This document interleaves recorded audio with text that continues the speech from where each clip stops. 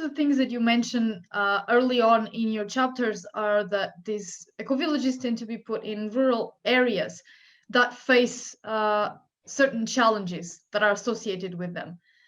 So in your two different contexts of Germany and Brazil, what are the main challenges in the rural areas? And if are they very similar or very different? What did you see? Go ahead.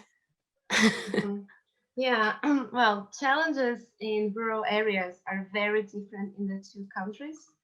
And I think that for Brazil, even though Brazil is no longer an official colony, in Brazil we still have a lot of colonial practices, institutions, and mentality.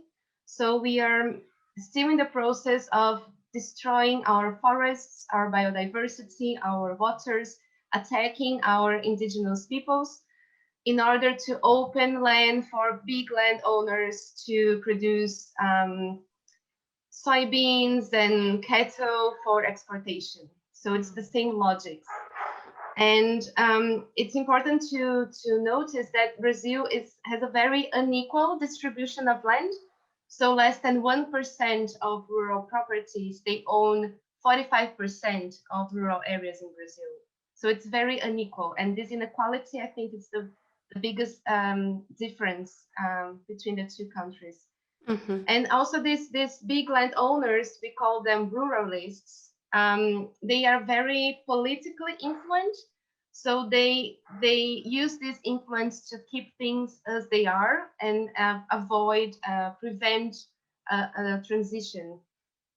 And now, especially in the past few years, with the election of Bolsonaro, which is a big ally of ruralists, we can see that dismantling of environmental laws, a rise in violence in rural areas, especially attacks against indigenous peoples. We have released in the past few years, I think we're already in the mark of 500, maybe 450 new agrochemicals for release to be used. Many of them are banned in other countries.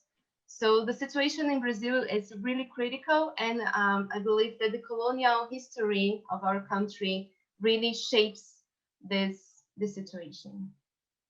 Mm-hmm.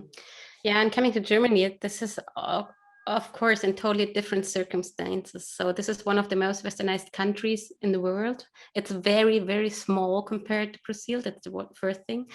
And due to industrialization and other aspects, we have kind of like people are leaving the countryside. People are leaving the rural areas and they tend to move to cities. So we have a big challenge with demographic change in rural areas. And of course, we have challenges with the infrastructure of rural areas. So, for instance, the public transport is not very well organized. The schools are closing since there are not enough children anymore living in the villages, and the families are all tend to move to cities and tend to bring children to other opportunities for education.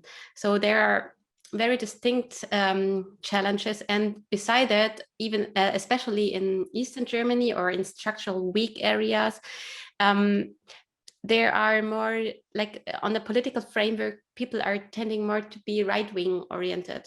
So in rural areas, people tend to be more conservative and a little bit, I cannot say that for every area, but the challenges like that, especially reaching the demography in the rural areas is sometimes challenging in Germany.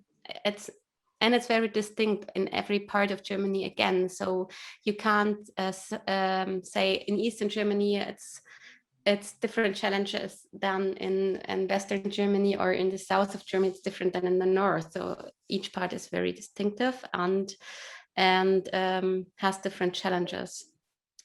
Yeah, this is also important. But of course, compared to Brazil, we are not a colonized country, more the other way around maybe. And we're kind of like also